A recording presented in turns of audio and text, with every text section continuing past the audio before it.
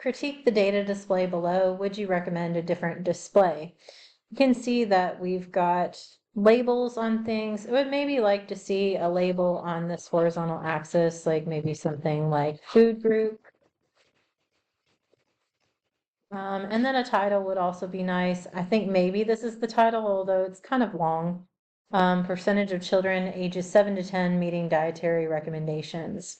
And then you can see that they've got a label here, which is good. And then they've got numbers labeled here as well. So those are some minor recommendations just in terms of labels and titles. But if you look at this, what type of graph are they using here? They're using a line graph.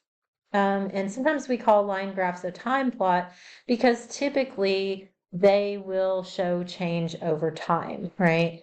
And so we might look at like the change, from this year and then to the next year and then to the next year, or from this month to this month to this month. And we'll see the trends, right, by connecting those dots. So like here we're seeing like a decrease and then a sharp increase and then a sharp decrease and then a slight increase. But if you look at this isn't measuring time, right? And strictly speaking, a line graph doesn't have to measure time, it just usually does, and that's what makes the most sense. And if you look at this, what are we measuring? We're measuring the percentage of children meeting dietary recommendations. So we're talking about, 30% of children met their recommendation for grains. 20% met the recommendation for vegetables. Looks like maybe a little lower than that met the recommendation for fruits.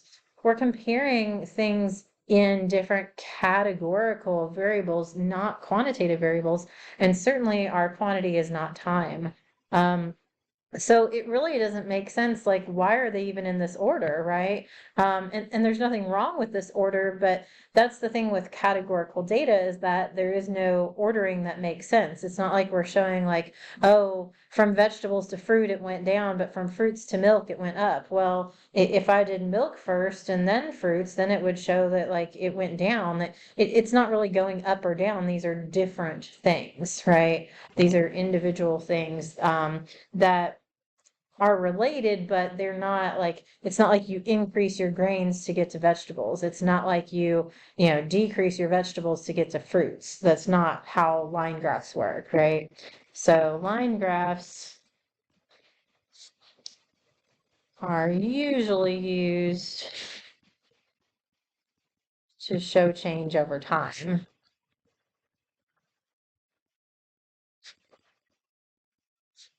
So like if we were wanting to show like how the percentage of children that meet their recommendation for grains changed over time, so like maybe change from this year to the next, then maybe a time plot or a line graph like this would make sense. In this case though, I really think a different type of graph would make sense. So maybe just a regular bar graph, not a histogram because this is not quantitative, right? Just a bar graph.